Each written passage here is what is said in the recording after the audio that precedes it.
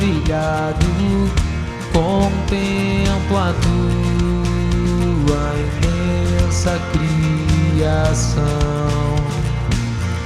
a terra e o mar, e o céu todo estrelado, me vem falar da tua perfeição. Então minha alma canta-te, Senhor, quão grande és tu, quão grande és tu.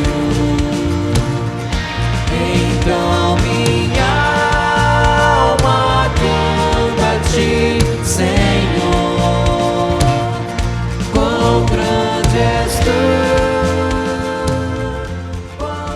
Amém. Nas últimas quintas-feiras e alguns domingos, pelo menos mais 7 vezes, nós temos falado sobre oração, de maneira quase que seguida. É o que nós queremos fazer hoje. Queremos continuar.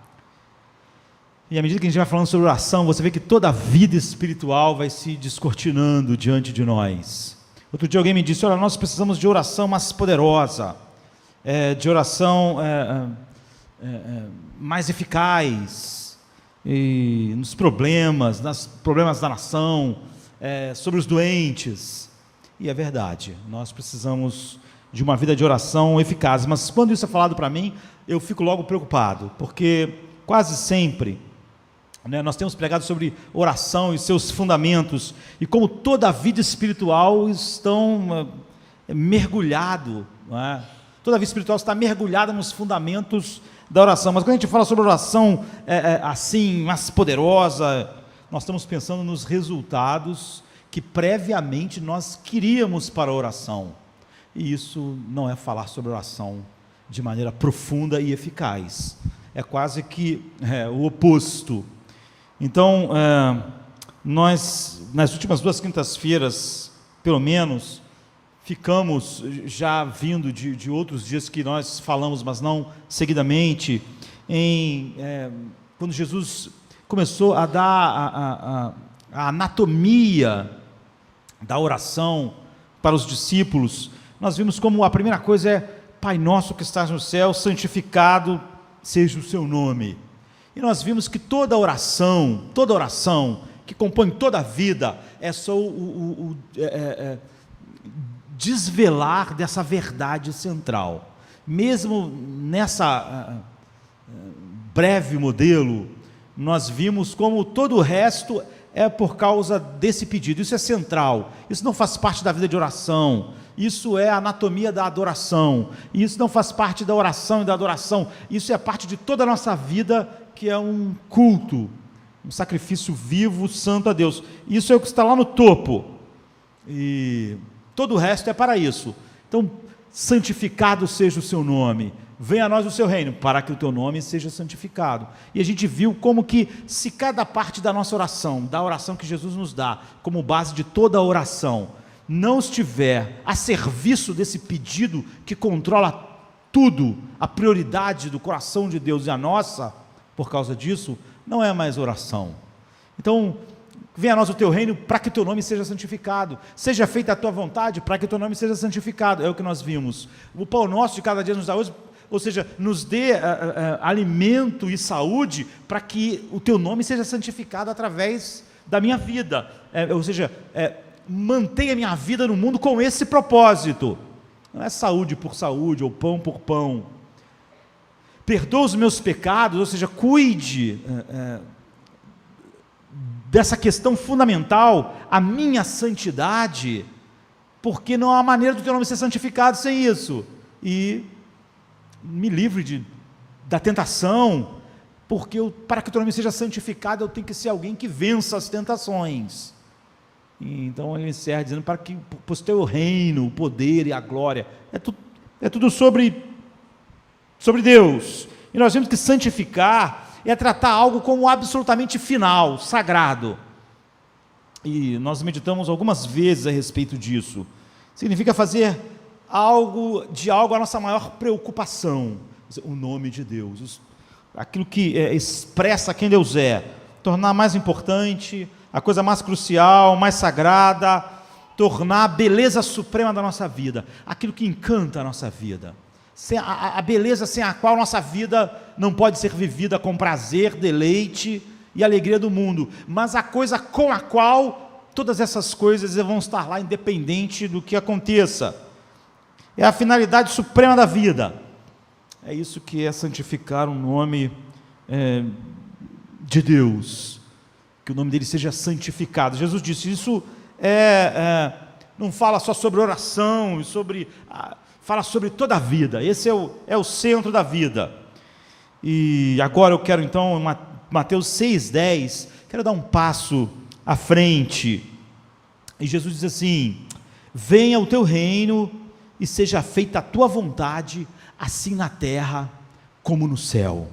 Você vê que nós estamos falando sobre oração em várias sermões, que molda tudo que a vida espiritual é, e agora a gente chegou aqui, seja feita a tua vontade, assim na terra, como no céu, o quê? Para que o teu nome seja santificado, isso está nas nossas mentes. Então hoje eu quero fazer um caso, eu quero mostrar um caso. Na semana passada a gente viu santificado seja o seu nome, olhamos para a vida de Davi no deserto, orando, e vimos como aquela oração e a vida de Davi moldavam para nós perfeitamente isso. Eu quero fazer a mesma coisa. Então a oração que Jesus ensinou, ele está falando sobre a única maneira na qual nós nos aproximamos de Deus. Em nome de Jesus, pelos méritos de Cristo, através do poder do Espírito operando em nós, é assim que nós experimentamos intimidade com Deus. Oração para o Filho de Deus é como respiração para o homem natural. Então o que Jesus está dizendo é o seguinte, como eu posso ter um encontro existencial com Deus? Como eu posso ter um encontro de intimidade com Deus? Porque isso é que é oração. Por isso que eu falei, é um perigo quando as pessoas falam, nós precisamos de uma oração, precisamos de uma vida de oração mais poderosa. As pessoas estão pensando em resultados que ela imagina para a oração. Mas o caminho é totalmente o oposto.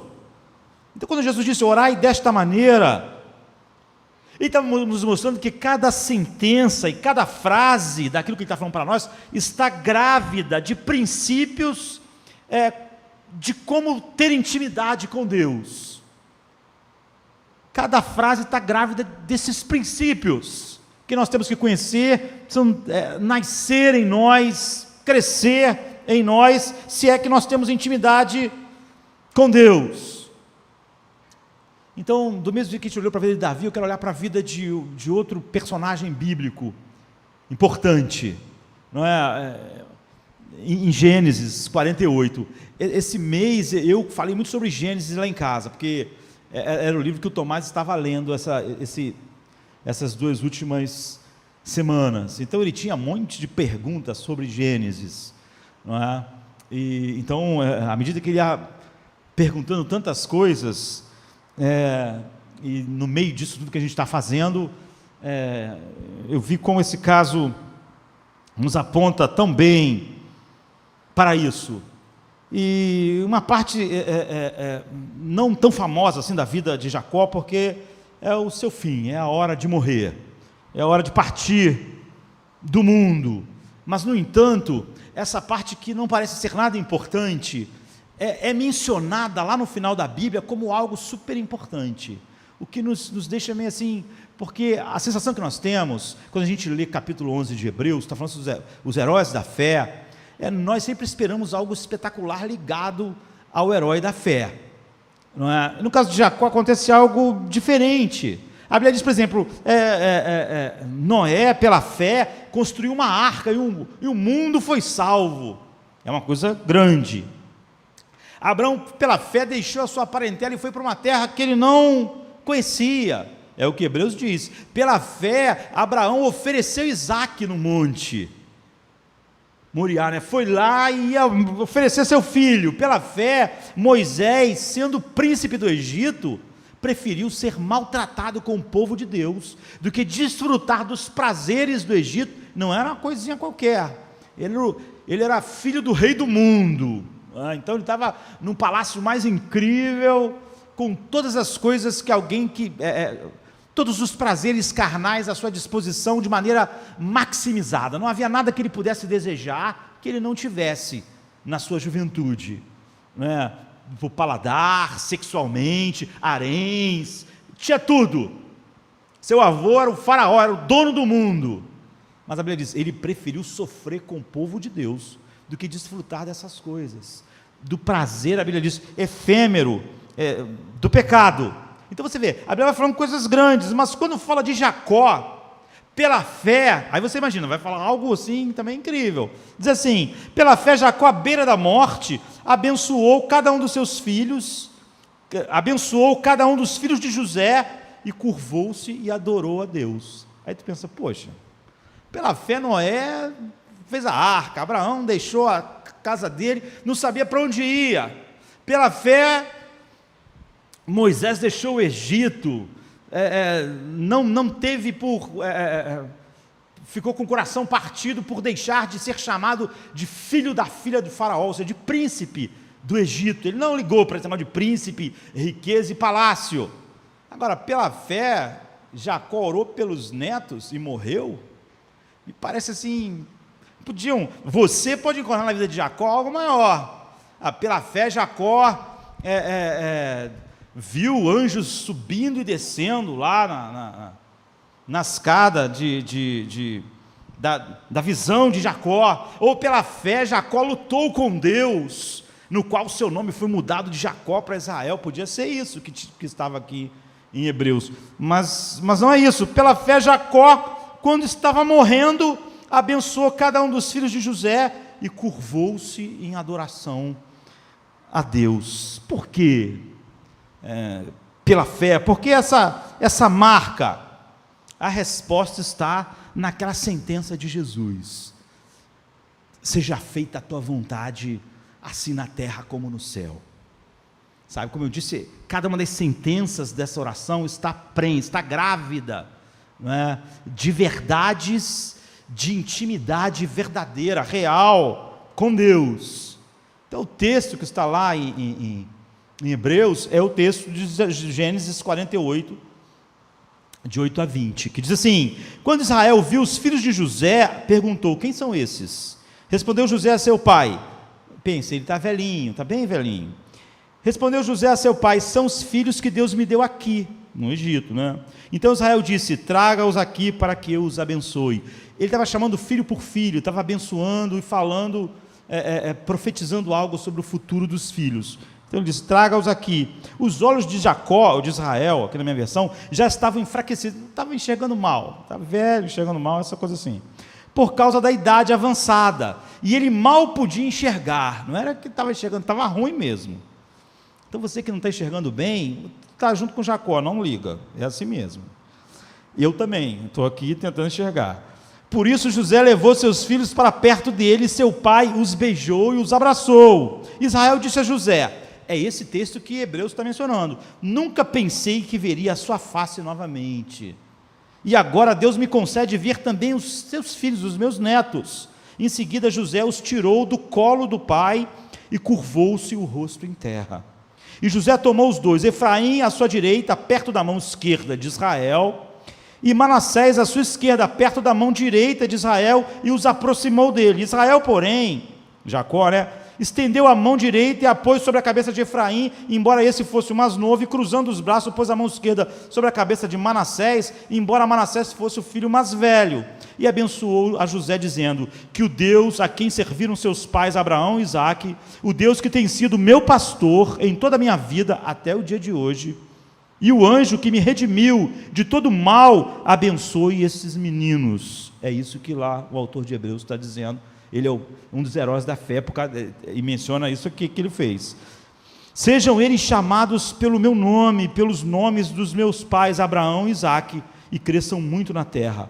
Quando José viu seu pai colocar a mão direita sobre a cabeça de Efraim, não gostou. Por isso pegou a mão do pai a fim de mudá-la da cabeça de Efraim para a cabeça de Manassés. Ele disse, não, meu pai, este aqui é o mais velho, põe a mão direita sobre a cabeça dele. Mas seu pai recusou-se e respondeu, eu sei, meu filho, eu sei. Ele também se tornará um povo, também será grande. Apesar disso, seu irmão mais novo será maior que ele, e seus descendentes se tornarão muitos povos. Assim Jacó os abençoou naquele dia, dizendo: o povo de Israel usará os seus nomes para abençoar uns aos outros. A gente vai ver todos os profetas usando Efraim e Manassés exatamente dessa forma. E colocou Efraim à frente de Manassés. Agora, você vê, aqui há um problema, não é? E nesses momentos finais, Jacó vai morrer, você vê, ele não está nervoso porque vai morrer, ele está chamando filho por filho, até chegar o momento de José e seus netos. E nós aprendemos aqui, e por isso lá em Hebreus está como aquilo que Deus escolheu, o Espírito escolheu para mostrar como símbolo de um homem de fé que Jacó foi. 3 coisas fundamentais sobre a nossa vida espiritual, que é diretamente relacionada com o que Jesus disse sobre a verdadeira oração, que tem como pilar: seja santificado seja o seu nome, depois seja feita a tua vontade.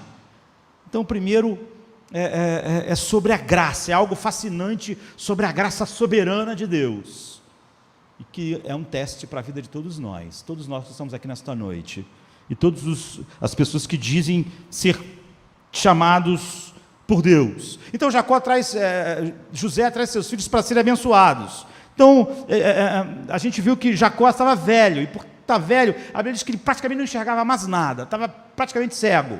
Certamente, se ele fosse hoje, iam dizer que ele tinha que orar para ficar sem esse problema de cegueira na velhice, mas ele ficou cego mesmo. E a gente já sabe que o pai dele também ficou cego, porque o problema que houve entre Jacó e o irmão é porque o pai dele ficou cego quando era velho também. Então ele é um avô, um homem velho.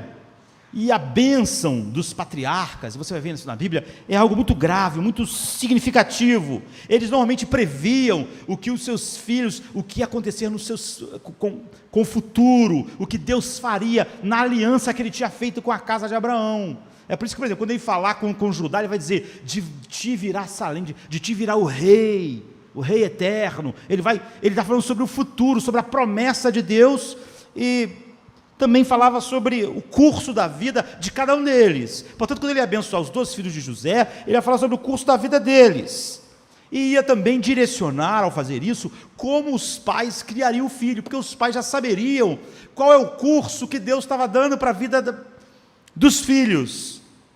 Então isso acontecia nesses momentos, era um momento solene, assim, quando os patriarcas abençoavam seus filhos perto da morte.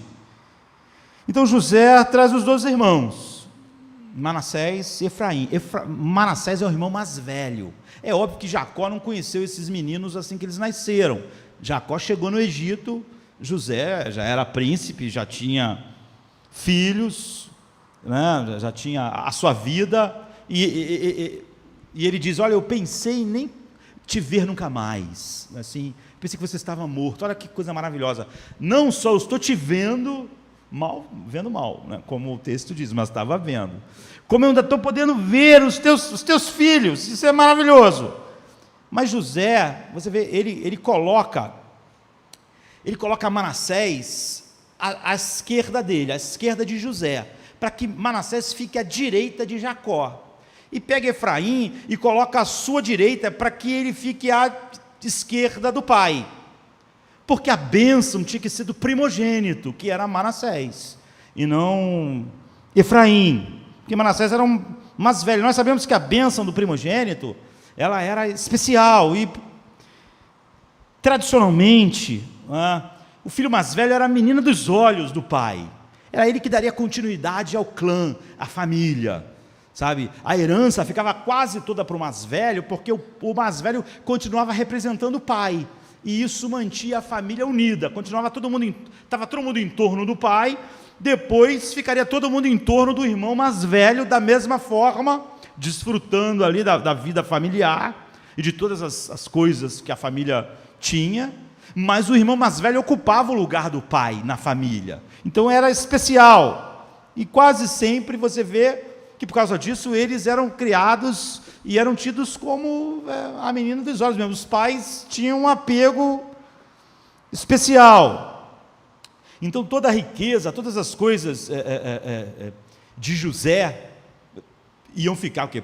Para Efraim. E pense que José, como Moisés, ele era príncipe do Egito. Moisés foi de uma maneira diferente, né? Era escravo, achado no rio, mas José não. José é aquele que a Bíblia diz que depois de Faraó ele era o cara mais importante do Egito. Manassés era o filho mais velho dele.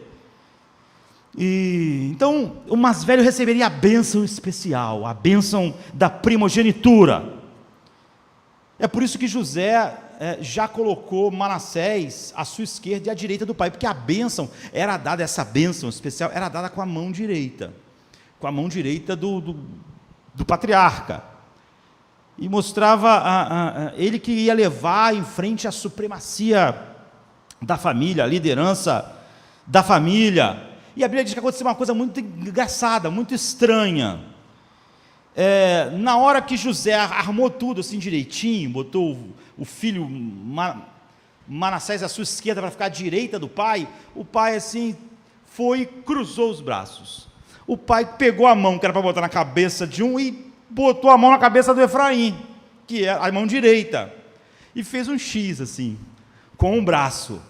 E José não gostou. José pensou, papai está cego, não está mais sabendo o que está fazendo. Está bem velhinho, também já perdeu a noção das coisas. E Jacó foi abençoar o mais novo com a bênção do mais velho. E José então interrompe, não papai, está errado. Você está abençoando o errado, você cruzou o braço, não é para cruzar o braço. Eu já organizei tudo, porque sei que tu está meio cego, não é? Quem sabe até meio gagá já, velho, não é? Já deixei tudo pronto aqui, já deixei Manassés à minha esquerda para ficar à sua direita, e aí tu cruza os braços, mas não pode. Então ele pensou que os olhos nebulosos, o texto faz questão de dizer que ele estava praticamente cego, ou a nebulosidade cerebral de quem está muito velho, não é? Imagina naquela época então que não tinha nenhum remédio para atenuar isso. E Jacó disse, não meu filho, eu sei exatamente o que eu estou fazendo, não é um acidente, não estou cruzando os braços acidentalmente. Agora, o que Jacó está fazendo, o que Jacó está mostrando para nós, ele está representando Deus, de onde a bênção vem, e ele está cruzando o braço sobre a vontade do mundo. Ele está dizendo ao mundo, não é a tua vontade, é a minha. Não é como você organiza, é como eu determino, é como eu quero. O mundo diz o quê? Os primeiros em primeiro lugar. O primeiro é Manassés. Os últimos em último lugar. Mas o reino de Deus não é assim. Deus contraria essa regra. Na economia de Deus, os primeiros serão os últimos serão os primeiros. Jacó, em primeiro lugar, nos mostra como Deus cruza a vontade do mundo, o entendimento do mundo, da vida, no entendimento de todo mundo ali, de toda aquela cultura. Manassés era para ser abençoado. Manassés é que ia levar a bênção da primogenitura. E Jacó, é óbvio, dirigido por Deus, guiado por Deus. É por isso que ele diz, não meu filho, não estou cometendo um erro. É Deus dizendo para nós, eu nunca faço as coisas na maneira do mundo. Nunca. Eu sempre confundo, eu sempre surpreendo. Se você testemunhar a economia de Deus, como Deus dirige as coisas, você vai perceber que é sempre assim. E essa é a razão porque, como é mostrado como o clímax da vida de fé de Jacó, é a compreensão de que Deus cruza a vontade do mundo, a percepção do mundo, o entendimento do mundo. Jacó começa a entender toda a sua família, toda a sua história, à luz da vontade de Deus. Jacó olha para trás, ele está morrendo. Pense como Abraão, como Deus vê o seu avô Abraão, e diz, olha, eu estou indo salvar o mundo através de você. Através de um descendente teu, eu vou salvar povos de todas as nações da terra, de tal maneira que todas as nações serão abençoadas em ti, Abraão. Em ti virá alguém que vai abençoar por toda a eternidade, toda a criação. A tua é a linhagem messiânica. Então sempre, sempre, Abraão, na sua descendência, haverá um que vai estar carregando a linhagem messiânica. A minha salvação ao mundo virá de alguém descendente de ti. Cada um que nascer na sua geração, em cada momento da história, a tua geração vai estar conduzindo essa semente messiânica. Mas olha como Deus faz. Você pode ver claramente o padrão aqui. Nós podíamos, em vez de ler esse texto, estudarmos 1 Coríntios 1, a partir do 18, né? Mas você vê, é a mesma coisa. Jacó, na sua velhice, apesar de cego, está enxergando o padrão de Deus. O padrão de Deus. É por isso que ele cruzou os braços. Essa não é a única, mas é a primeira razão. Abraão, por exemplo, ele tinha 2 mulheres, né? Em certo momento, ele tinha a velha e estéril Sara, e tinha a jovem, bonita e fértil Agar. Mas Deus, em vez de escolher o óbvio para nós, diz: não, o filho da promessa vai ser da velha estéril. Eu quero que seja velha estéril. Todo mundo pensaria outra coisa, não é? Você pode dizer assim: mas é porque a outra era gentia. Não esqueça isso. Nessa época não tinha esse negócio de gentio. Até Deus chamar Abraão, todo mundo era igual. Israel vai existir depois de Jacó. Está todo mundo no mesmo barco. Não é? Deus falou: não vou escolher a mais nova, nem a mais bela, nem a mais fértil. E Deus abençoa o mundo todo através de Sara. Deus visita Sara. Se você for para a próxima geração, então você tem Saul, o fortão, o bonitão, o caçador. Todo mundo aqui escolheria Saul. Todos nós falamos: Senhor, olha Saul, abençoa Saul, faz de Saul um grande homem, ele vai ser uma grande bênção no mundo. A gente faria assim.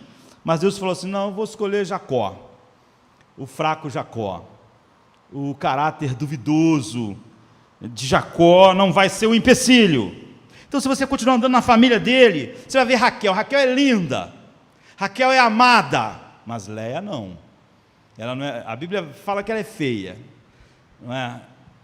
Usando palavras assim poéticas, mas fala que ela é feia, enquanto fala que a outra era linda, estonteante, bela. Pela outra, Jacó estava disposto a trabalhar 14 anos, por Leia, só sendo enganado, não trabalhou nada. Deus escolheu quem? Escolheu Leia. Deus nunca escolhe as coisas como nós imaginamos. Escolheu Leia. E de Leia veio Judá, e de Judá Jesus. Deus diz: não, é Leia que vai carregar a semente messiânica, não é Raquel, é Leia. Em outras palavras, Deus vem e Leia se torna uma das mães de Jesus. É isso. Você está percebendo como Deus escolhe as Leias, os marginais, os forasteiros, os fracos, os fracassados, sempre como as mães de Jesus, ou seja, onde a linhagem de Jesus vai andando, o caminho da graça de Deus trabalha assim. E você pode continuar, não é? De todas as nações do mundo, nações poderosas economicamente, Deus escolhe Israel. Agora, Israel não tem poder econômico, não tem recursos naturais, não tem poder militar. Todos nós diríamos: é uma má escolha, não é a escolha certa. Se nós queremos ganhar o mundo, se queremos que o mundo seja abençoado, olha, tem nação melhor, nação mais poderosa, com maior número de gente. A gente gosta de número, né? Mais número de gente, mais forte, mais poderosa, com mais dinheiro, e aí o reino de Deus vai prosperar. Deus diz: não, eu quero Israel.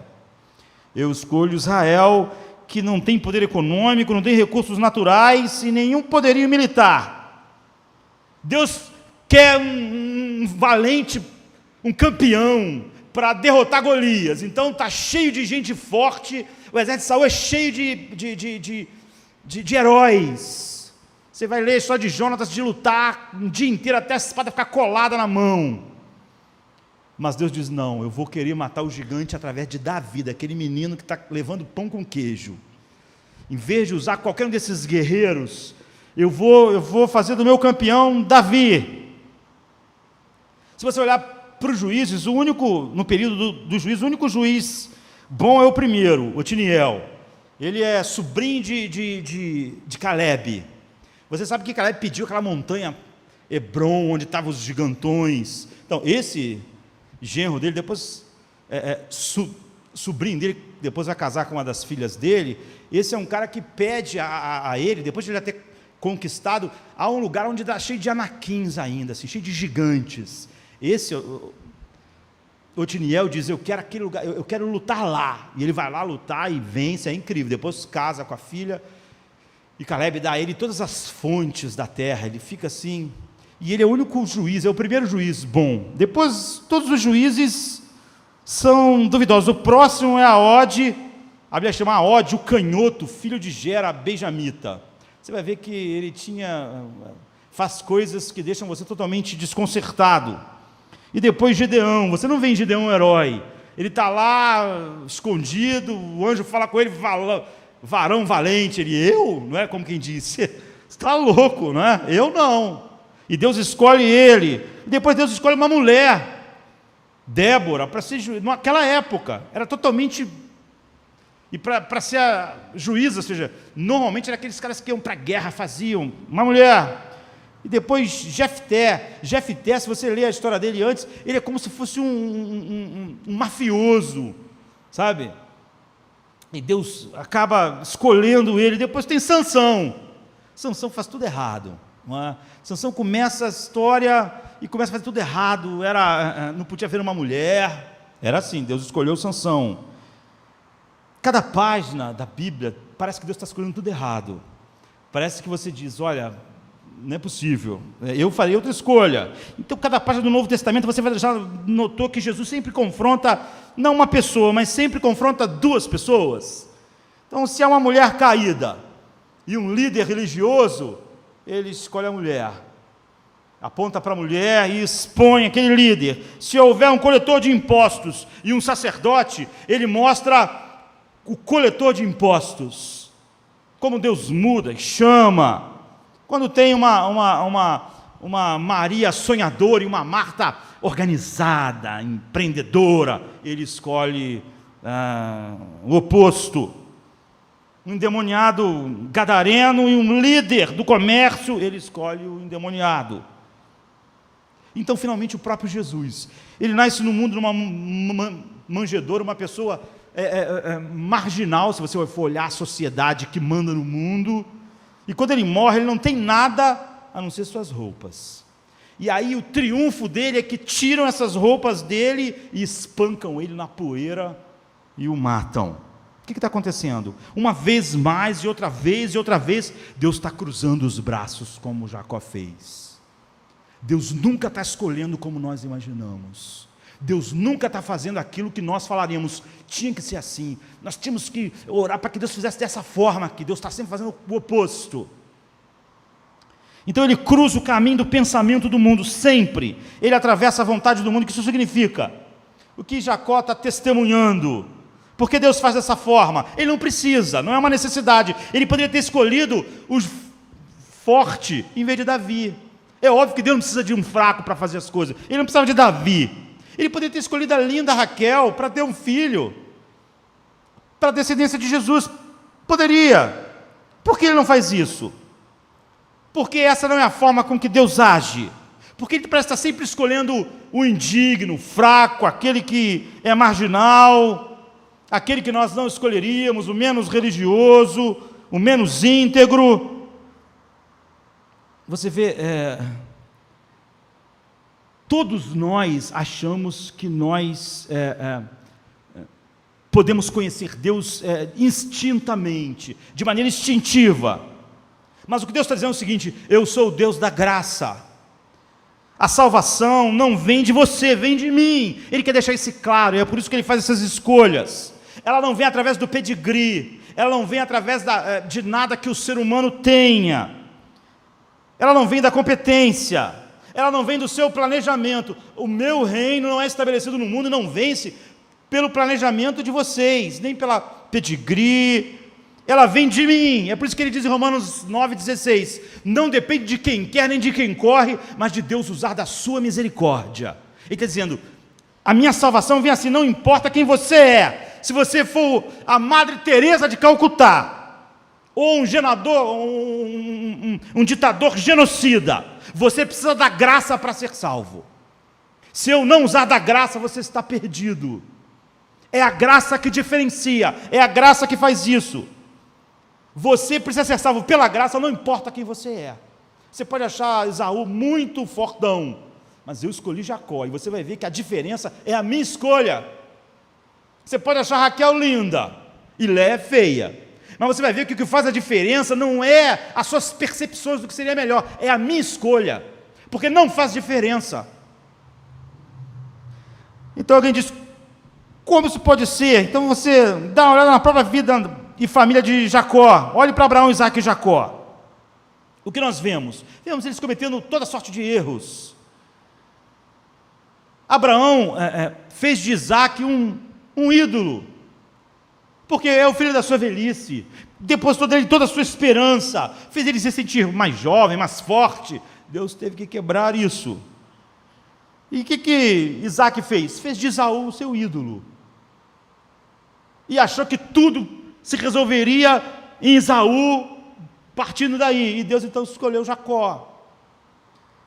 Jacó fez de Raquel um ídolo. O amor da sua vida, aquilo que dava sentido. Fazer ele se sentir importante depois de uma vida em que quase sempre ele perdeu. Agora você vê, tudo isso levou eles a mentiras, a enganos. O que é quebrar os 10 mandamentos? Não mentir, adultério. Todas as vezes que alguma coisa ocupa um lugar importante, isso nos leva a quebrar os mandamentos. Mas quebrar as regras é um sintoma do pecado, não é o pecado em si. A essência do pecado é tornar algo bom, algo que Deus fez, algo que Deus dá, e tornar aquilo final, tornar aquilo importante, a ponto de você estar pronto para desobedecer a Deus. Então, ter essas coisas boas quando finais, você sempre vai estar pronto a desobedecer a Deus por causa daquilo que ficou mais importante que Deus, mais importante do que o santificado seja o teu nome. É por isso que o primeiro mandamento é: não terás outros deuses diante de mim. Todo o resto, engano, mentira, roubo, assassinato, adultério, é porque você fez de algo mais importante que Deus. Por que alguém adultera? Porque ele fez do sexo algo mais importante que Deus. Ele sabe que Deus, aquilo desonra a Deus, mas aquilo é mais importante que Deus. Então ele adultera. Ou porque que a vida conjugal vai se tornando miserável por causa do sexo? Porque aquilo bom que Deus deu se tornou mais importante que Deus, de tal maneira que as minhas promessas, que não foram só de fidelidade, mas foi de amar, de cuidar, de priorizar o outro, começam a não ser mais importantes, porque Deus deixou de ser mais importante. Então você vê, o primeiro mandamento é a base, igual a oração: não terás outros deuses. Quando qualquer coisa ocupa um lugar mais importante, algo bom que Deus deu, você vai pecar. O pecado, você vai quebrar as regras. Quebrar as regras são só os sintomas do pecado, ou seja, de ter tornado algo mais importante do que Deus na sua vida, de ter quebrado o primeiro mandamento. Então a Bíblia diz: não há um justo sequer, não há ninguém que busca a Deus. Agora, as pessoas mais, elas enganam, ferem, roubam, adulteram, elas fazem tudo, porque elas não estão procurando Deus. Mas há as pessoas religiosas, as pessoas que nós achamos boas, elas pensam que estão buscando Deus, mas elas não estão. Elas estão à procura de um Deus, mas não o Deus da graça, e só existe esse Deus. Elas estão procurando por Deus que elas podem controlar através da sua obediência, que podem controlar através das suas obras. Então as pessoas boas e más na nossa definição, todas elas são autossalvadoras, estão tentando se salvar. Uma está tentando se salvar dizendo: ó, não importo, eu amo mais essas coisas e não importa com o que Deus pensa, que é a essência do pecado.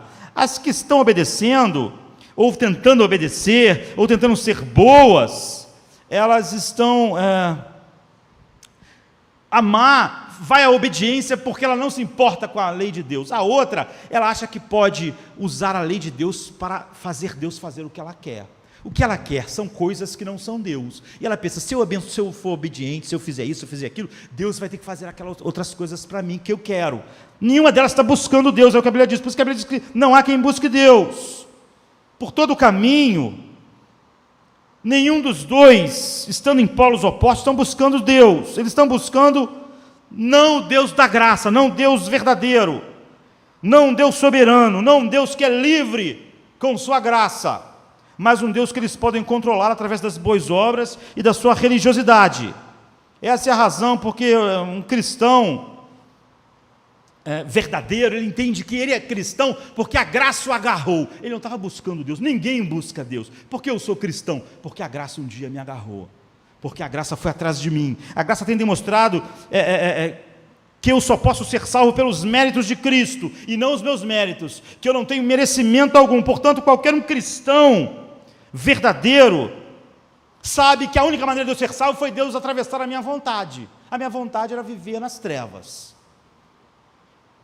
E só posso ser salvo soberanamente Deus atravessando a minha vontade. Deus tem de atravessar a forma como o mundo pensa, como eu pensava. Deus tem que absolutamente fazer isso ou ninguém é salvo. E ele fez isso, chamando. E Jacó está fazendo, antes de tudo, o que ele testemunhou que Deus fez. O Deus da graça cruzando a vontade do mundo. Quando ele está cruzando os seus braços. E ao fazer isso, Deus faz isso de uma maneira impossível de ser derrotado, vencido, ou de alguma forma ser mal direcionado. Portanto, quando você diz, seja feita a sua vontade, é um teste para saber se você foi salvo pela graça ou não. Você acredita que estamos salvos pela graça, somente pela graça? Você acredita que não depende de quem quer ou de quem corre, mas de Deus usar da sua graça, que Deus usou soberanamente da sua graça para te salvar? Se você acredita, então seja feita a sua vontade é a lógica final. Faz sentido, mas não faz sentido se você acha que merece alguma coisa. Se você acha que em algum momento do processo você fez algo que deixou Deus em dívida com você, você acha que Deus não tem o direito de fazer a vontade dele, que ele tem que fazer a sua. Que Deus te deve um bom casamento, que Deus te deve aquilo, que Deus te deve aquilo outro, que Deus te deve aquilo outro. Se você acreditar que você está salvo pelas obras, ou se você acreditar que o mínimo da sua vida é algo que você fez em que Deus respondeu, então Deus te deve um mínimo de coisa, que seja. E se você acreditar que você está salvo pelas obras, Deus tem que perguntar o que você quer. Quer dizer que Deus, se não fizer algo que você quer, estará agindo mal ou errado, porque você merece algo de Deus. Quer dizer, eu paguei minhas dívidas, eu vou à igreja, eu sento e ouço os sermões, eu oro, eu deixei de ter algumas relações sexuais, o que eu vou ganhar com isso? Que prêmio que Deus vai me dar? Eu namorei 5 anos sem ter relações sexuais. Deus, agora minha noiva morre faltando 1 mês para o casamento? Como Deus pôde fazer isso? E esses meus 5 anos sem relações sexuais? O que eu ganhei com isso? Se você acreditar que você é salvo pelas obras, então falar, seja feita a tua vontade, é impossível. Alguma coisa em você grita que está errado. Grita que você está sendo roubado. Porque isso te dá direito, crer que você é salvo pelas obras, te dá direito à autodeterminação. Eu tenho que obedecer a Deus, não importa o que. É o que Jesus está dizendo. Se isso faz sentido para mim ou não, eu só tenho que obedecer. Se eu fui salvo totalmente pela graça, eu só tenho que obedecer. Deus não tem que fazer nada em troca. Ou eu, de fato, não acredito naquilo que disse. Se você diz, olha, se você fica louco porque você creu e você está fazendo determinadas coisas e você acha que Deus te deve alguma coisa, é porque você não acredita que foi salvo pela graça soberana. Você acha que dependeu de alguma coisa, de que você correu ou de que você desejou. Agora, quando você sabe que foi salvo totalmente pela graça, seja feita a tua vontade, faz todo sentido. Seja feita a tua vontade, eu vou obedecer, não importa o que, eu te devo tudo e tu não me deve nada. Eu merecia maldição e fui salvo. Então a única afirmação lógica é que toda a sua vontade deve ser feita. Então esse é um teste de se você realmente foi salvo pela graça. seja feita a tua vontade. Essa é a primeira coisa. A segunda coisa, que o tempo é muito curto, essa é a única maneira de crescer no reino de Deus. É por isso, como eu estava dizendo, quando as pessoas falam de oração efetiva, elas estão pensando no oposto dos propósitos da oração. Você viu? Primeiro, a verdadeira oração demonstra, quando eu posso orar da maneira que Jesus falou que é oração, isso prova se eu acredito de fato de que eu sou salvo pela graça somente. Aqui, Jacó cruzou os braços. Ele não estava só atravessando a vontade do mundo, como nós mostramos, mas ele estava atravessando a vontade de José. Isso é duro para todos nós, mas todos nós temos que enfrentar isso. José representa eu e você, e Jacó representa Deus, o que abençoa. É muito claro.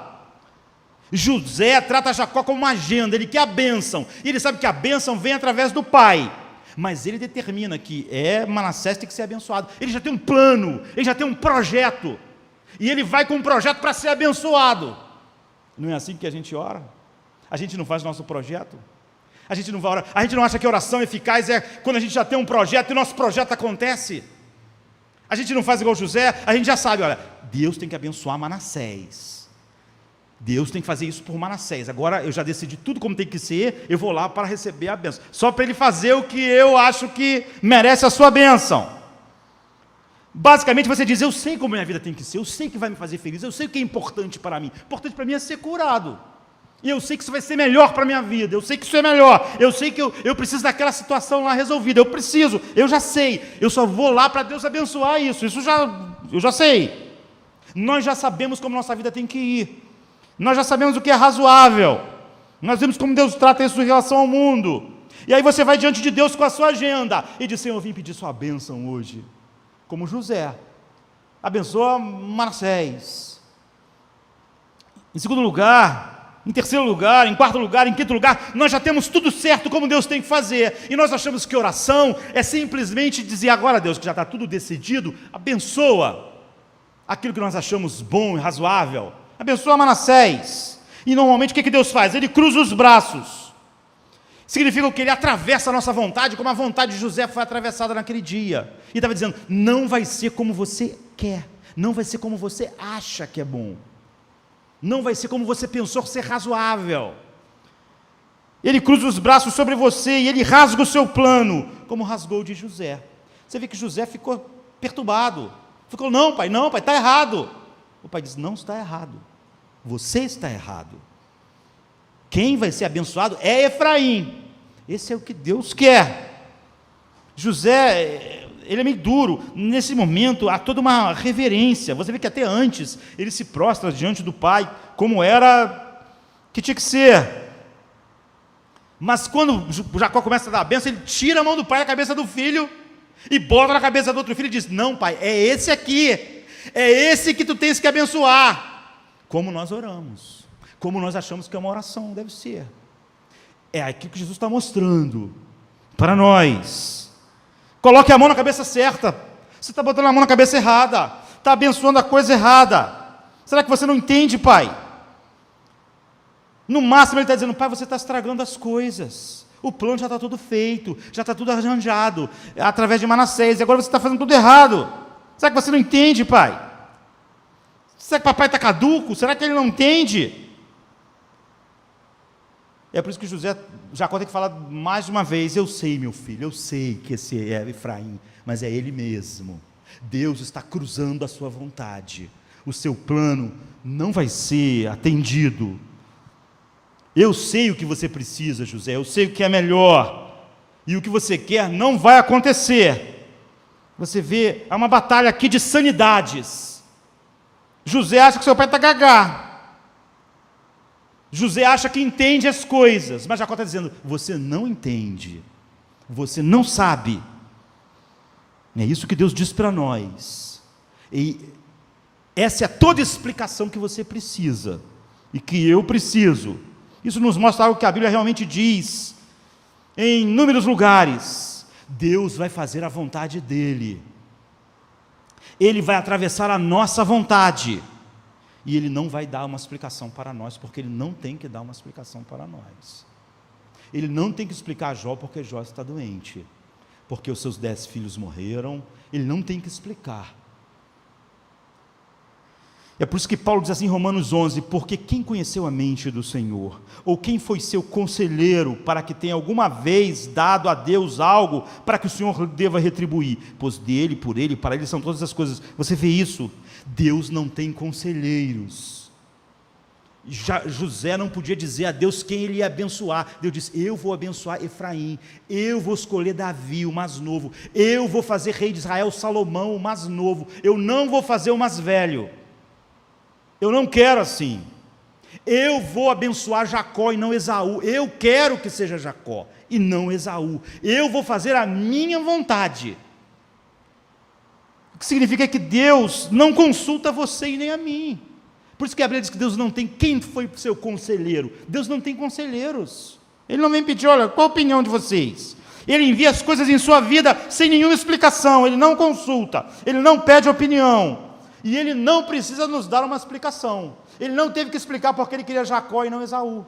Não aos pais. Ele não tinha que explicar a José porque era Efraim e não Manassés. Ele não devia essa explicação. Deus simplesmente diz, eu sei melhor do que você. Eu sei o que é bom. E eu sei o que vai cooperar para o seu bem. Eu sei. Então quando você diz, seja feita a tua vontade, fala de intimidade, de intimidade. Deus tem o direito de nos contradizer, Deus tem o direito de nos enfrentar, Deus tem o direito de enviar coisas que nós não pedimos e nem queríamos na nossa vida. Deus tem o direito de pedir para você fazer coisas, sem te dar uma explicação final, porque você tem que fazer aquilo. Ele pode dizer para Ezequiel, vai lá e prega para eles e eles vão bater em você. Mas qual o sentido? Não acham razoável? Eu quero que eles saibam que houve um profeta em Israel, eu quero que você vá lá. Eles não vão aceitar, mas eles vão bater em você, mas eu quero que você vá. Deus tem esse direito, Ele tem o direito de fazer isso sem dar uma explicação. E nós, se fomos salvos pela graça, nos submetemos de bom grado. É isso que é ser ensinado por Deus. Você só é ensinado por Deus quando Deus cruza o seu caminho. Nunca houve uma cultura mais individualista do que a nossa. Portanto, nós temos mais dificuldades aqui do que qualquer outra cultura que sempre teve, porque o homem nasceu em pecado. Você sabe o que acontece com os nossos filhos agora? Os nossos filhos foram criados de uma maneira, os filhos da nossa geração, que é péssimo para eles, e é péssimo para as famílias. Deixa eu me explicar como isso funciona. Quantas vezes você diz para o teu filho que ele tem que fazer algo? E ele diz, eu vou fazer, pai, mas eu quero que tu me explique por quê. Eu quero uma explicação razoável. Se eu tiver uma explicação razoável, eu vou fazer, eu vou obedecer, mas me mostre o porquê. Mostre-me que faz sentido, mostre-me que é realista, mostre que, então eu vou fazer. Se tu me mostrar que isso é razoável, que isso é algo, me explique, e aí eu vou fazer. Agora, não é assim que você cria filhos de verdade, não é? Você fala para um filho pequeno seu, você não pode comer isso. Você não vai falar uma explicação a ele sobre vírus, bactérias, coisas que ele não pode entender. Você vai dizer, você não pode comer isso. Você não pode. Você não é capaz nem de entender por que você não pode comer isso. Você não pode. Eu estou dizendo para você não comer isso. É isso. Aqui está o que eu quero que você saiba. Você não pode comer isso. Você não pode mexer ali. Você não vai me falar sobre elétrons, eletricidade, como a eletricidade vem, como ela é gerada e pode atingir, como ela afeta o coração. Você não explica isso. Você diz, você não pode mexer naquilo ali. É isso, mas não é isso que nossa geração tem feito. Você não pode comer isso, você não pode fazer aquilo, porque eu não quero. Uma explicação não é razoável. Não é razoável explicar tudo a quem sequer vai poder entender. E a gente sabe, basicamente, que se o filho não se submeter de maneira inescrutável àquilo que seus pais dizem, eles vão morrer. Se eles mexerem, enfiarem o dedo em algum lugar, comerem alguma coisa, ou, quanto mais velho, outras coisas.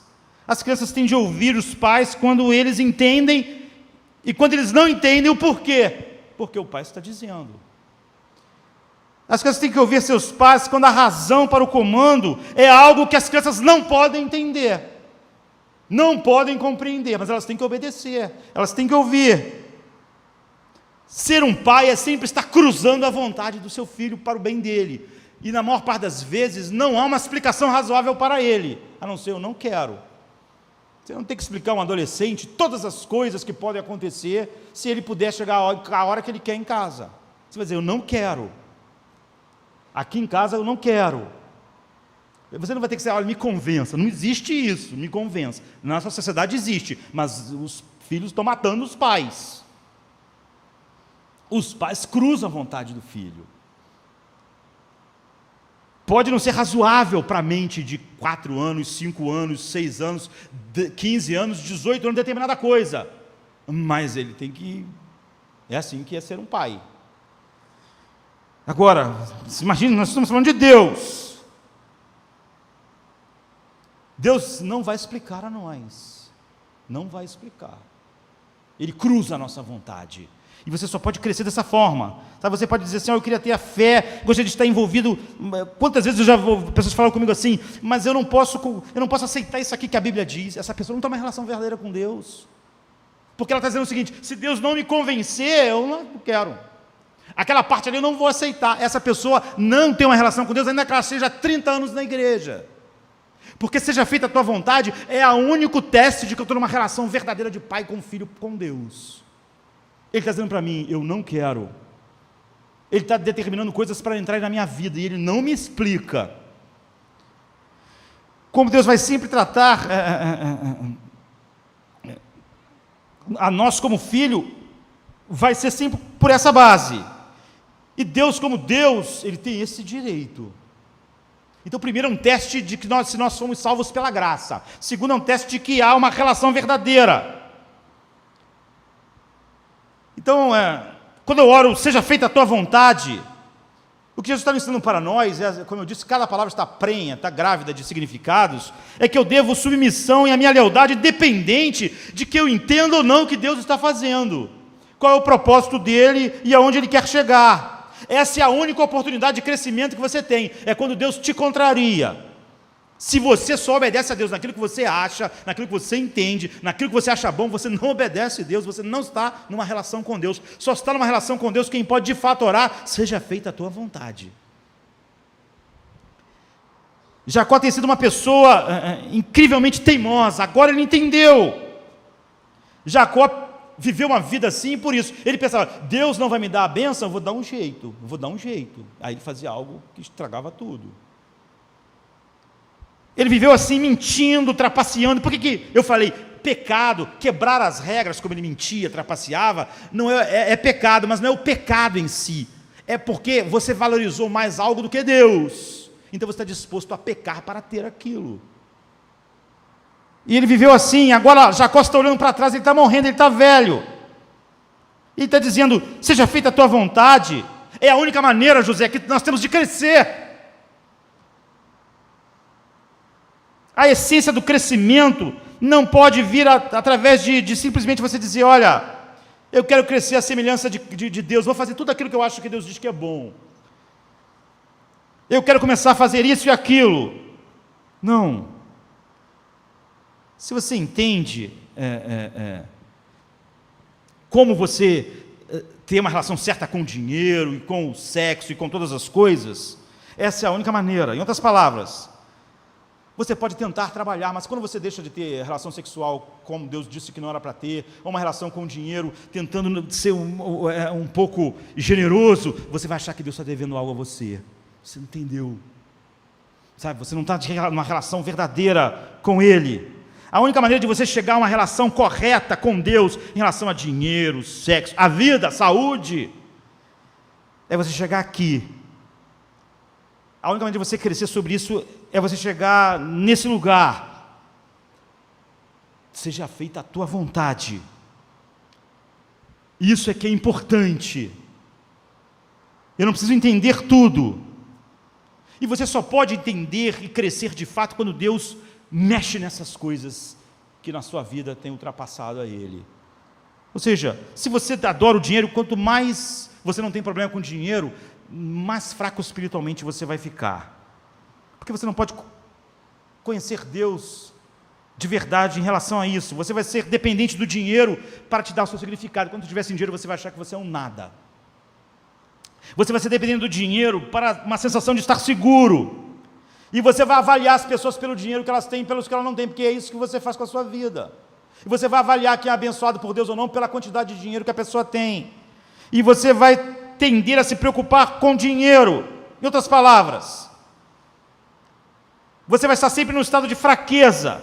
E quando Deus atravessa essa área da sua vida, então, você vai começar a ficar livre do dinheiro. Você não quer tratar de coisas na sua vida. Deus ultrapassa essas coisas. Contraria a sua vontade, se você é seu filho. Porque essa é a única forma.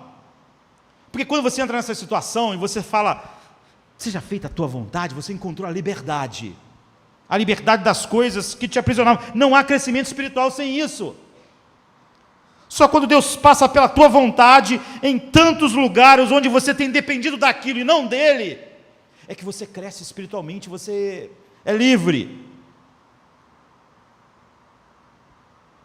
Só quando ele faz isso, você vai dizer, olha, a minha riqueza está no meu relacionamento com Cristo, não com eu posso perder outros relacionamentos. A minha riqueza está em Jesus e não no dinheiro, eu posso perder o dinheiro, eu perdi o dinheiro. Então deixe-me pressioná-lo mais, assim, eu queria ir até o fim.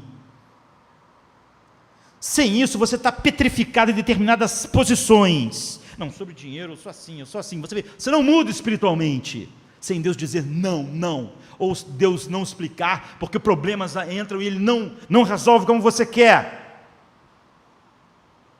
É só quando você diz, seja feita a tua vontade, não é Manassés, é Efraim, é isso. Faça a sua vontade. Sem isso você está petrificado, você não pode viver a vontade de Deus, você não pode ter uma relação verdadeira com Ele. É isso que liga as pessoas à amargura. O que faz a pessoa ser amargurada? O que faz um cristão ser amargurado? É porque você sabe que você tem que ficar curado, e você não é curado, então você fica amargo. Porque você sabe, você já tinha decidido para Deus que Ele tinha que te curar. Agora, se você não tivesse feito isso, se você tivesse, faça a sua vontade, se você ficar doente ou não, você não vai ficar amargurado. Você decidiu que o teu casamento vai ter que ser com aquela pessoa, ou vai ter que ser dessa forma. Você decidiu, não há espaço para seja feita a sua vontade na sua vida, não há mudança, você está petrificado, vem a amargura. Teu casamento não é como você imaginava? Amargura. Tua vida sexual não é o que você queria? Amargura. Você está petrificado espiritualmente, você é uma estátua, é uma pedra. A única forma é Deus atravessar as mãos, a única maneira de você perdoar alguém, porque se você for ver o seu ponto de vista, você não perdoa as pessoas, mas Deus mandou você perdoar, sabe? Deus mandou você perdoar.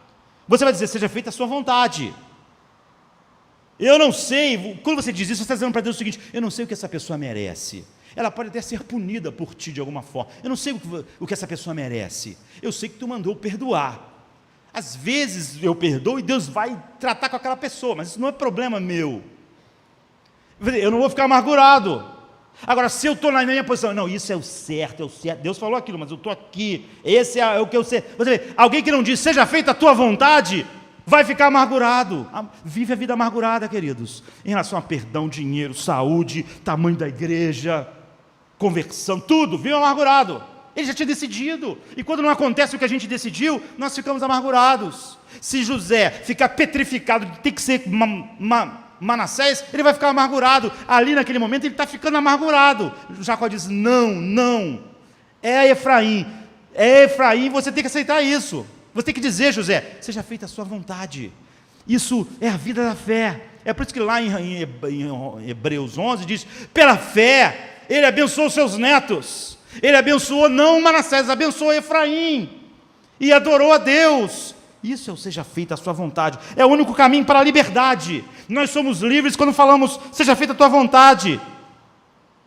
Então isso não é só um teste da graça, é um teste de que você está realmente crescendo espiritualmente, de que você não é uma pedra espiritual, e a única maneira é Deus cruzar a sua vontade. Cruzar a vontade de Jó, de Paulo. Paulo queria pregar em Roma, ele foi pregar em Roma, ele foi preso para Roma. Se ele tivesse decidido a vontade dele, ele ficava amargurado. Ele disse, não estou amargurado, alegrai-vos no Senhor. Não está amargurado, porque ele estava dizendo, seja feita a vontade de Deus, é na cadeia, eu posso entender isso, eu posso entender como um homem como eu, em vez de estar pregando lá, no meio de Roma, estou aqui nessa cadeia preso, não posso entender, isso não faz diferença, seja feita a sua vontade. Essa é a relação que transforma, que está nos transformando de glória em glória. Primeiro, esse é o teste de que você foi salvo pela graça, depois é o teste de que você vai estar sendo mudado de glória em glória, e por fim, é o único caminho para a intimidade com Deus. Eu tenho que ser rápido nisso. Diz que o Deus antes dos meus pais, é assim que ele falou, Abraão, é assim que é a bênção, Isaac, o Deus que tem sido meu pastor durante toda a minha vida, até este dia, o anjo que me livrou de todo o mal, abençoe esses meninos. Depois ele vai abençoar, e depois lá no final vai dizer assim, foi assim que ele pôs Efraim na frente de Manassés.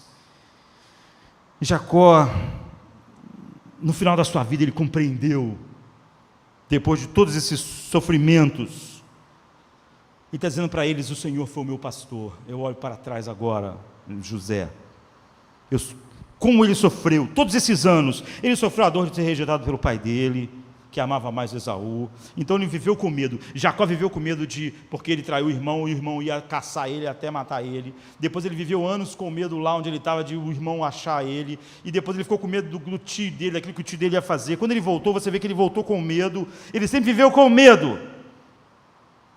Depois ele viveu um monte de amargura, ele foi traído pelos seus filhos, e acreditou que o seu filho querido tinha sido assassinado. Então ele viveu anos, imagina anos, pensando que José tinha sido despedaçado lá, viu aquelas roupas sujas de sangue, ele foi enganado tantas vezes, ele viveu, e apesar disso, da vida dele ser um acumulado de tristezas, ele tem coragem agora de cego, morrendo, dizer para eles assim, Deus foi meu pastor o tempo todo, sabe José, o Senhor está comigo. Você já viu pastor e ovelha? Ovelha é um bicho estúpido. Ovelha não é igual cachorro, igual outros bichos. Pastor não diz assim para as ovelhas, vai comer, as ovelhas vão. Volta, ovelha. Sobe para lá, ovelha. Pastor tem que ir junto com a ovelha. Por isso que ele pastoreia a ovelha assim. Se a ovelha vai comer, o pastor tem que ir com as ovelhas para comer. Aí se vai botar elas na outro pasto, ele tem que levar as ovelhas para aquele pasto. A ovelha não obedece às regras. Simplesmente, o pastor tem que estar junto. Tem que estar junto porque ele é um bicho estúpido. Jacó está disposto a dizer agora, eu percebo que eu não sabia, mas Deus estava lá, todas aquelas dores, tudo que parecia contrariar meus desejos, eu queria algo dava errado, a vida inteira era Deus. Deus estava pastoreando minha vida, porque senão eu não ia chegar aqui, José, eu não ia ser, não ia ser conhecido hoje como o Deus de Abraão, de Isaac e de Jacó. Para ele ser o meu Deus, o meu pastor, ele me contrariou a vida toda. Se você vive a sua vida, seja feita a minha vontade, eu sei o que é melhor. Deus para você é só um controle remoto, sabe? Ele não é seu pastor, não há intimidade. Ele está lá fora, e você já tem todos os planos. Ele é tipo um tio rico. Quando você acha que o teu plano precisa do dinheiro do tio rico, tu chama o tio rico. Quando não precisa, o tio rico pode ir embora, você pode ficar um mês sem ver o tio rico. Mas se você for ovelha, você tem que estar com o pastor o tempo inteiro. Deus só tem filhos que são assim, ele é o seu pastor. Você não chama Deus para a sua vida a hora que você quer, ou Deus está ali o tempo inteiro, ou ele não está numa relação íntima, ou seja feita a sua vontade, ou não há essa relação de verdade. Quando você parar de ser como José, você vai ver as coisas como Jacó, velho. José já aprendeu muito da vontade de José não tinha sido feito, mas você vê, ele está recebendo uma grande lição aqui no final ainda, no final da vida do pai. José não queria ser preso, José não queria ser escravo, José não foi explicado porque ele foi vendido como escravo, porque ele ficou na cadeia, porque as pessoas esqueciam dele, porque ele sofreu tanto. Deus não tem que explicar a nós. Mas José vai poder, como pai, olhar para trás e dizer, Deus era o meu pastor, Deus estava cuidando de mim, estava dando tudo errado, realmente. Minha vontade não era feita. Se Deus perguntasse minha opinião, eu não era vendido, eu não era escravo, eu não era traído pela mulher de Potifar, eu não ia para a cadeia, não acontecia nada disso, mas Deus só me contrariou. Você não pode ter um relacionamento pessoal com Deus, a menos que você esteja disposto a dizer, seja feita a tua vontade. Mas o que eu vejo é um monte de gente dizendo assim, olha, eu quero ser mais de Deus, eu quero ser mais espiritual, mas não me diga o que é certo e errado, eu quero saber o que é bom e o que é mal para a minha vida. Eu tenho que decidir o que é certo e errado para mim. Então você tem uma espiritualidade que não tem nada a ver com Deus. Você só está numa relação com Deus se Deus pode te contradizer, se Deus pode te confrontar, te impedir, te frustrar, pegar suas convicções e jogar no lixo, as suas convicções mais profundas, aquilo que você tinha certeza, Deus não pode querer que eu seja um escravo, você vai ter que jogar fora as suas convicções mais profundas sobre tudo na vida, toda a ideologia de vida. Eu tenho muitas pessoas que eu conheço de assim, tudo bem, eu nunca contrario elas, eu não tenho uma relação com elas, eu passo por elas na rua, encontro elas na padaria, morei 6 anos num prédio, falava com as pessoas no elevador, tudo bom? E aí, como é que está? Está calor hoje, né? Nunca contrariei essas pessoas, não tinha uma relação com elas, mas eu contrariei meus filhos, às vezes eu contraria a minha esposa, às vezes ela me contraria, às vezes eu tenho que falar para ela, seja feita a sua vontade, porque isso é uma relação íntima. Numa relação íntima não é minha vontade, a não ser se nós formos o Rei soberano do mundo, o Criador de todas as coisas. Você só está numa relação com Deus, se Deus pode te contradizer, dizer não, mudar tudo aquilo que você... Então, boas amizades, casamento, relação familiar, é quando nós podemos cruzar a vontade do outro. De estranhos, nós não cruzamos a vontade, nós tentamos ser o mais low profile possível, tudo bom? Não queremos nem que nosso sorriso seja exagerado, para o cara não achar que a gente está rindo dele, ou que seja pouco, para o cara não ficar achando que porque eu não quero contrariar ele em nada, eu não tenho intimidade com ele, não conheço, ele é um estranho para mim, não contrario. Você só tem uma intimidade pessoal com Deus de verdade, se você sempre diz, Senhor, faça a tua vontade. Não é Manassés, olha, eu passei a vida inteira achando que era Manassés, eu tinha certeza, botei até para papai, que estava meio cego, botei já Manassés na esquerda para ele abençoar com a direita, mas não é isso. Que coisa, me pegou totalmente desprevenido, não tinha a menor ideia. Seja feita a sua vontade. Através de Efraim, tu has de abençoar, tu has de fazer o que tu queres. Deus não nos pede, nós não pedimos a Deus uma explicação. Eu vou obedecê-lo, não importa se ele vai me dar uma explicação ou não. Deus nunca explicou a Jó a razão do seu sofrimento. Deus não ouviu a oração de Jó para curar o sofrimento dele. A resposta é que você tem um recurso, você diz assim, eu queria viver assim, então pastor, eu quero encerrar assim. Você tem um recurso que Jacó não tinha. Ele diz assim, Deus tem sido meu pastor. Ele estava comigo nisso tudo, me contrariando a vida inteira. A mulher que eu mais amava morreu nova, a que eu não preferia tanto, viveu, ficou velhinha. Me contrariou. Mas era ele, era Deus que levou Raquel. Ele achou que isso era importante para a minha vida. Raquel era algo bom, mas que se tornou algo mal em minha vida. Eu amava José demais, Deus tirou José de mim. E eu fiquei a maior parte da minha vida, até ficar velho e quase cego, sem saber que ele estava vivo. E aí, a minha esposa que eu mais amava, quando teve o outro filho, morreu no parto. O que é isso? Ele disse, Deus tem sido meu pastor, o anjo que me livrou de todo mal. Todo mal? Todo tempo. Então ele está mencionando o anjo, nós sabemos como ele conheceu o anjo do Senhor. Em Gênesis 32, o anjo do Senhor tocou a coxa de Jacó e ele ficou aleijado para o resto da vida. Ficou manco. O grande, porque depois disso ele virou um grande guerreiro, ele até fala aqui no final, o meu arco e a minha espada, mas ele ficou aleijado nessa luta aqui, e foi por isso que ele ganhou o nome de Israel. Ele me livrou de todo mal. O nome Israel significa lutar com Deus, El, de Elohim, Ele diz, naquela derrota, naquele aleijão, foi a minha vitória. Ele pôde perceber que só quando Deus nos derrota, nós vencemos. E nós conhecemos Deus de verdade. Agora, se você quer ser assim, você tem algo melhor que Jacó. Jacó tinha essas verdades. Houve um Israel maior que Israel. Houve alguém que realmente lutou com Deus. E não ficou só aleijado. Houve um Israel maior que Jacó, que lutou com Deus de uma maneira muito mais profunda, no jardim do Getsemane, até que saiu sangue dos seus poros, e ele disse, seja feita a tua vontade, não seja como eu quero. Ele foi o maior lutador que já aconteceu, e ele ele chegou, ele foi o maior Jacó, não é? E ele não estava fazendo isso porque Deus precisava partir um ídolo na sua vida, como acontece. E isso não ia resultar numa comunhão mais profunda, ia resultar na sua separação do amor do Pai. Mas ele disse: seja feita a sua vontade. Quando o último Israel lutou com Deus no Getsêmani, ele sabia que a vontade do Pai era a perdição dele, no sentido de que toda a ira destinada a homens que merecem o inferno para sempre, todos aqueles que o Pai elegeu na eternidade, cairia sobre ele. Ele ia perder o amor da sua vida. Ele disse: eu oro para que eles conheçam o amor com que tu tens me amado, antes que houvesse mundo. Era isso que ele ia perder.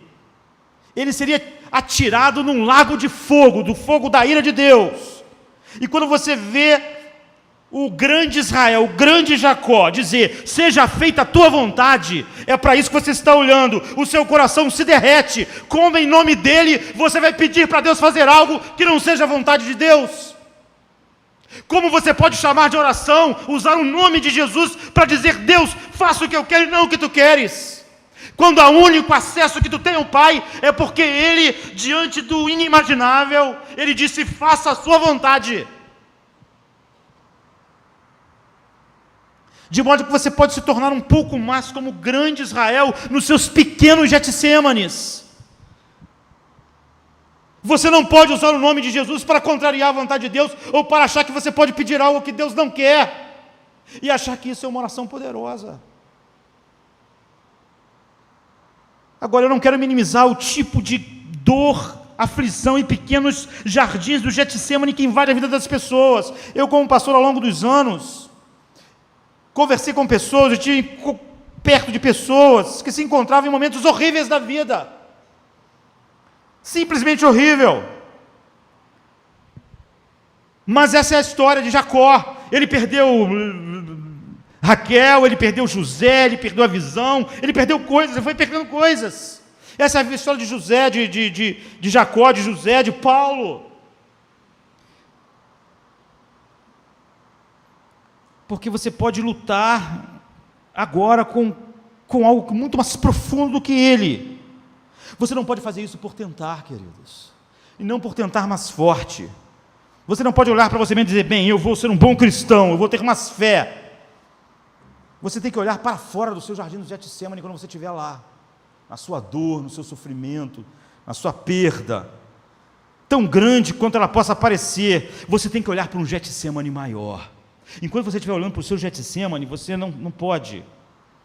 Você tem que olhar para alguém que perdeu muito mais, para você poder estar ali, naquele lugar, com o sorriso de Deus e não com a sua face irada, como ele esteve. Você tem que olhar para ele até que o seu coração se derreta e você não possa dizer outra coisa a não ser dizer: seja feita a tua vontade. Esse é o segredo. Se você olhar todo o tempo, não para o seu jardim do Getsêmani, não para a sua dor, não para a sua aflição, e não para aquela aflição que você não sabe o porquê, mas olhar para o verdadeiro Israel, para o verdadeiro Jacó, então você cresce de glória em glória, porque nós crescemos olhando para ele no seu Getsêmani, por causa de nós. Então Paulo diz assim em 2 Coríntios 3,18, mas todos nós temos o rosto descoberto, refletindo como num espelho a glória do Senhor, e nós vemos transformados nesta mesma imagem. Nós estamos vendo Jesus sempre mais e mais resplandecente pela ação do Espírito Santo em nós. Então você pode ser assim, olhando para este lugar até que seu coração se derreta. Deus vai cruzar os braços sobre você. Eu sei que você tem a tendência em chegar para orar a Deus com Manassés já no lugar certinho, só falando para Deus: abençoa Deus, está tudo aqui, ó, Manassés, Efraim, tudo organizado, a agenda está certa, agora dá a tua bênção. Eu quero isso, eu quero aquilo outro, eu vou ser feliz se acontecer isso, se acontecer aquilo. Deus vai cruzar o braço, vai dizer: não, eu não vou abençoar Manassés, eu não vou explicar, eu não preciso. Ele vai rasgar a sua agenda, e graças a Deus por isso. Jacó estava dizendo para José: graças a Deus, José, Deus rasgou minha agenda o tempo todo, Ele está rasgando a sua. Não é Manassés, é Efraim. Então, uma verdadeira oração, seja feita a sua vontade, determina se eu realmente sou salvo pela graça. Determina isso. Determina se eu estou crescendo ou petrificado, ficando amargurado cada vez que a minha vontade não foi feita. E determina se eu estou numa comunhão íntima com Deus, de tal maneira que eu estou sendo transformado de glória em glória na mesma imagem de Cristo. Porque a cada Getsêmani, pequeno Getsêmani, insignificante Getsêmani da minha vida, os meus olhos não estão nesse Getsêmani, estão no Getsêmani de Cristo, dizendo: seja feita a sua vontade, ainda que ela inclua o inferno, a sua ira, o virar do seu rosto, e eu ver a escuridão de não estar debaixo do seu amor, como na eternidade toda. Seja feita a sua vontade. Quando essa visão derrete o seu coração, então você ora de verdade. Seja feita a sua vontade, assim na terra como no céu. Vamos ficar de pé, vamos orar. Obrigado por esta noite, Deus.